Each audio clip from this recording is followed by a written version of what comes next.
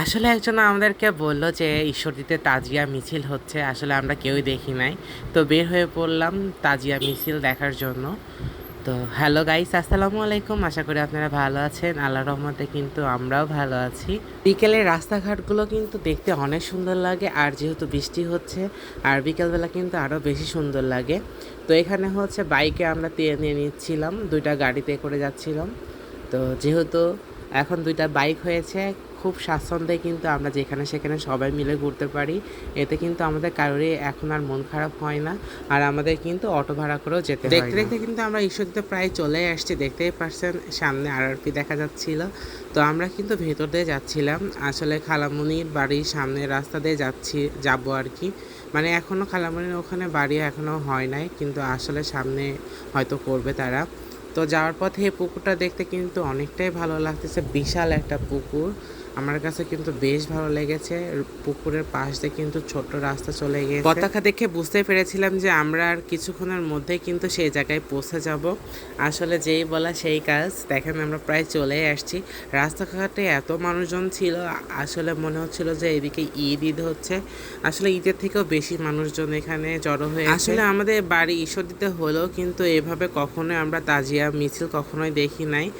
ঈশ্বরদী আসলে লোকসেটে অনেক বিহারি থাকে, তো বিহারিরাই আসলে এই মিছিলটা উদযাপন করে, আর এই দিনটাকে তারা খুবই সুন্দরভাবে পালন করে। আসলে এখানে না আসলে আমরা কিন্তু বুঝতেই পারতাম না। তো আমরা এটা দেখার জন্য আজকে আর কি চলে যাওয়ার পথে এত মানুষ দেখে কিন্তু আমার বেশ ভালোই লাগতেছিল। মনে হচ্ছিল যে ঈদের দিনই ঘুরতে বের হয়েছি। আর এমন সুন্দর একটা জায়গা হলে কিন্তু আমরা আরেকটু আগে আসতাম। আসলে আমরা যেতে যেতে কিন্তু প্রায় 5টাই বেজে গিয়েছিল। এদিকে 3টার দিকে নাকি এগুলো হয়ে গেছে। তো দেখতে পারছেন জায়গায় জায়গায় কিন্তু এগুলো তাজিয়া বানিয়ে রেখেছিল। তো আমরা কিন্তু ভেতরে রাস্তা দিয়ে গেছিলাম, তো গিয়েই দেখি যে সুন্দর একটা মেলার মাঠ। আসলে এখানে সম্পূর্ণ বিহারিরাই পালন করে থাকে এইগুলো। তো আমি জানি না এটা বেদাত কিনা, তো আপনারা কমেন্টে অবশ্যই জানাবেন। তারা কিন্তু সুন্দর সুন্দর মসজিদ, কাবা ঘর বানিয়ে কিন্তু সুন্দর করে এগুলো নিয়ে ঘুরতেছিল। আসলে আমি তেমন একটা কিছুই বুঝি নাই, তাই আমি সম্পূর্ণ কিন্তু আপনাদেরকে বোঝাতেও পারতেছি না। তো দেখতেই পারছেন যে কাদার অবস্থা খুবই খারাপ, রাস্তাঘাটের অবস্থা। এই মাঠের মধ্যে কিন্তু এই জিনিসগুলো দেখতে বেশ ভালোই লাগতেছিল। আর দেখতেই পারছেন আপনারা, এটা নিয়ে কিন্তু ঘুরতেছিল। আমি কিন্তু ভয় পেয়ে গেছিলাম, সেই সাথে কিন্তু সবাই কিন্তু দৌড়াচ্ছিল। আসলে অনেক ভয় পেয়ে গেছি আমরা। তো আপনারাও কিন্তু একটু উপভোগ করুন, দেখুন এরা কেমন কি করে আর কি। কিন্তু জিনিসগুলো দেখতে কিন্তু আমার কাছে কিন্তু অনেকটা ভালো লেগেছে, আর অনেকটা কষ্ট করে কিন্তু তারা বানিয়েছে। আমি আর আজকে একটা নতুন অভিজ্ঞতা হলো।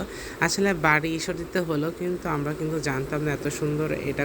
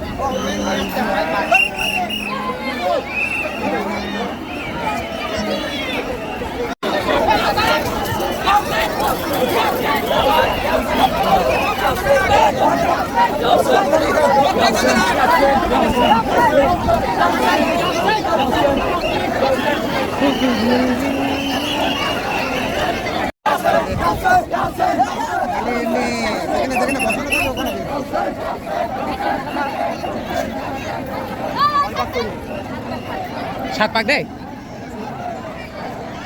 তারা এগুলো কি বলতেছিল কি করতেছিল আসলে আমরা কিছুই বুঝতেছিলাম না, জাস্ট শুধু উপভোগ করতেছিলাম বা শুধু দেখতেছিলাম যে এগুলো নিয়ে তারা কিন্তু কয়েকবার দৌড়াদৌড়ি করছিল। আসলে এক্স্যাক্টলি বলতেও পারতেছি না যে কয়েকবার তারা এখানে ঘোরাঘুরি করছে। তো এটা নাকি প্রায় 2টার সময় থেকে শুরু হয়েছে, এটা নাকি প্রায় 3 দিন যাবত নাকি একটা জায়গায় স্থানে রাখা হয়। তো তারপরে সবাই মিলে এই মাঠে আর কি আনা হয়। তো তারপরে এটাকে নাকি কবরস্থানে গিয়ে মাটি এনে তারপরে অনেক কিছু কাজ করা হয়। তো এই দোলনাটা দেখতেই পারছেন আপনারা যে এখানে অনেক টাকা পয়সা দিয়েছে। আসলে মূলত হাসান হুসাইনের যে কাহিনীটা হয়েছিল তারা কিন্তু এর মাধ্যমে কিন্তু ফুটিয়ে তোলে, এইভাবে তারা মহরম উদযাপন করে।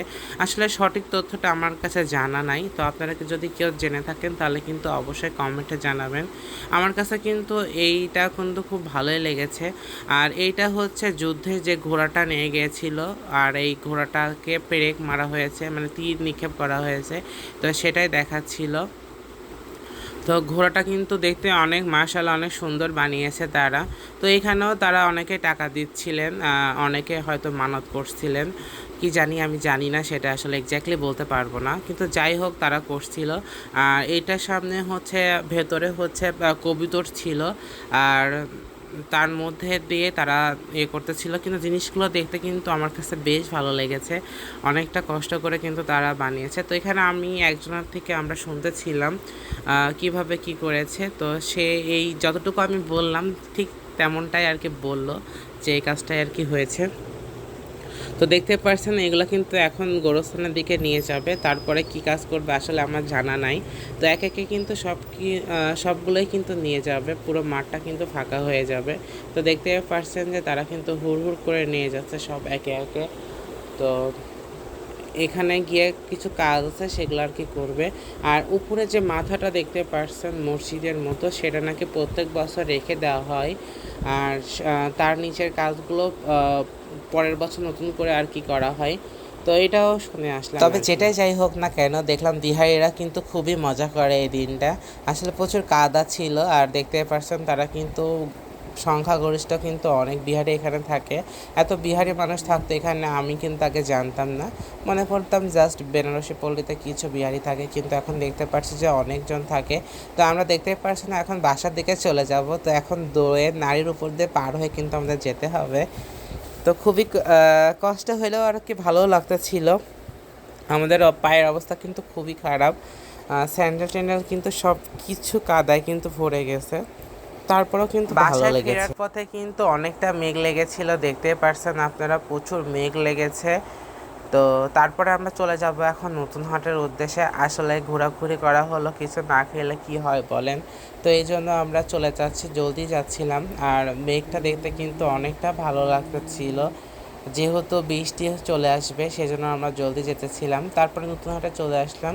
তো এখানে ভাজা পোড়া সমারোহ অনেক আগেও ভিডিওতে দেখাইছি আপনাদেরকে। নতুন হাটে ভাজা পোড়া খেতে কিন্তু খুবই মজা লাগে। তো প্রত্যেকটা আইটেমই ছিল 5 টাকা করে। তো আমরা ইচ্ছা মতো 7-8টা করে খেলাম, আলহামদুলিল্লাহ অনেক মজা লেগেছে। তারপরে কিন্তু দেখতে দেখতে বৃষ্টি চলে আসছিলো, যদিও আমাদের খাওয়া শেষ, কিন্তু আমরা এখন বের হতে পারবো না, কারণ বৃষ্টির পরিমাণ কিন্তু আস্তে আস্তে আরও জোরে হতেছিল। তারপরে বৃষ্টির দিনে মুড়ি মাখানো না খেলে হয় বলেন। তো তারপরে নিয়ে নিলাম আমরা মুড়ি। তো মুড়ি খেতে মোটামুটি খারাপ লাগে নাই, এভারেজ বলবো, খুব একটা বেশি ভালো লাগে নাই আমার কাছে মুড়িটা, এভারেজ। অনেকদিন হলো নদীর কূলে আসা হয় নাই, মুড়ি খাওয়া শেষ করে তারপর নদীর কূলে চলে আসলাম। আসলে এখানে না আসলে আগে মনে হতো যে ভাত হজমই হতো না, কিন্তু অনেক দিন আসা হয় নাই। এবার ঈদেও এখানে আসা হয় নাই, অনেক ব্যস্ত ছিলাম এই জন্য। তো তার জন্য এখানে ঘুরতে চলে আসলাম। আসলে মহরম উপলক্ষে হচ্ছে সিন্নি করা হবে, এই জন্য সবাই চাল তুলে রাখছিল, শুধু আমার জন্য ওয়েট করতে ছিল যে আমি আসলে তারপরে রান্না শুরু হবে। তো আমি এসে আগে চাল দিতেছিলাম। তো এখানে দেখতে পাচ্ছেন মোটামুটি সব কাজ শেষ। তো আমি জাস্ট আসলাম, এসে কিন্তু সব কিছু দিলাম, গুছিয়ে নিলাম। নেওয়ার পরে আমরা কিন্তু আজকে মুরগির মাংস দিয়ে খিচুড়ি সিন্নি করে দিব। তো দেখতে পাচ্ছেন সম্পূর্ণ কাজ শেষ। আর এখানে আমাদের শেফ রাফিদ, আসলে আমি আর রাফিদ মোটামুটি আলহামদুলিল্লাহ ভালোই রান্না করতে পারি। তো ফার্স্টে রাফিদ এখানে পানিটা গরম করে নিচ্ছিল, তো তারপরে রান্নাটা করে নিবে। তো এখানে আমাকে দেখাচ্ছিল যে তেলের পরিমাণটা কতটুকু রাখবে গোশের জন্য। আসলে মুরগির মাংসতে ব্রয়লারে তেমন একটা বেশি তেল লাগে না। আমি তাকে বলতেছিলাম যে বেশি একটা লাগবে না, তুমি একটু বেশি করে দাও, সমস্যা নাই। তো ওকে আমি বললাম যে আর একটু তেল দিলে ভালো হতো। তো আমার কথা শুনে সে আর একটু তেল দিল। তারপরে একে একে মশলাগুলো সব কিছুও দিয়ে খিচুড়ি রান্নাতে কিন্তু মশলাটা বেশি করে না কষালে কিন্তু খেতে ভালো লাগে না। তা আমি বললাম যে সম্পূর্ণ দিয়ে দাও, অল্প কিছু রাখলেই হবে মাংসের জন্য। তো এখানে নাইম হচ্ছে চালগুলোকে সুন্দর করে সেঁকে নিচ্ছিল, কারণ পানি সহ যদি চাল দেওয়া হয় তাহলে কিন্তু খিচুড়িটা মানে চালটা আর কি ভালো করে না ভাজলে কিন্তু খিচুড়িটা খেতে টেস্ট লাগে না। এই জন্য চাউলটাকে খুব সুন্দর করে ভেজে নিচ্ছিল রাফি। তো আমিও তাকে হেল্প করেছিলাম। আসলে ভিডিওতে ভিডিও করা হয় নাই। তা আপনারা অনেকেই বলবেন অবশ্য যে সেই কাজ করেছে, শুধু না, আমরা সবাই কিন্তু তাকে হেল্প করেছি। আসলে রান্নার গুরু দায়িত্বটা এখন রাফিদের উপরই পড়ে, যার জন্য সেই রান্না করতেছিল। মোটামুটি তার হাতের রান্না কিন্তু এখন ভালো হয়ে গেছে, আর আমরা কিন্তু সবাই পছন্দ করি, যার জন্য আমি বলছিলাম রাফি তুই রান্না কর। আসলে এইভাবে রান্না করে খেতে কিন্তু খুবই মজা লাগে। দেখতেই পাচ্ছেন মাংসের কালারটা কিন্তু কতটা সুন্দর আর লোভনীয় হয়েছে। খিচুড়ি কালারটা কিন্তু অনেক সুন্দর হয়েছে, আর খিচুড়িটা কিন্তু অনেক ঝরঝরা হয়েছিল। খেতে মাশাআল্লাহ অনেক সুন্দর হয়েছিল। আর ব্রয়লারের মাংস খেতে মোটামুটি খিচুড়ির সাথে বেশ ভালোই লাগে। তো এখানে সবাই কিন্তু খাওয়ার জন্য প্রিপারেশন নিচ্ছিল। রাফি তো আপনারা সবাই জানেন গামলা ছাড়া খেতে বসে না। তো এখানে তাহিদে চলে আসলো। বেশ মোটামুটি ভালোই মজা করতেছিলাম। তো বাড়ি বাড়ি গিয়ে চিনি দেওয়া শেষ। তো এখন আমরা হচ্ছে খেতে বসে পড়েছি। তো খাবারটা অনেক মজা হয়েছে, সবাই কিন্তু লাইক দিয়েছিল। আপনারা কিন্তু সবাই ভিডিওটা বেশি বেশি করে শেয়ার করে দিবেন, লাইক কমেন্ট শেয়ার করতে ভুলবেন না। আজকের মতো এ পর্যন্ত, আল্লাহ হাফেজ। সবাই ভালো থাকবেন, আমার জন্য দোয়া করবেন।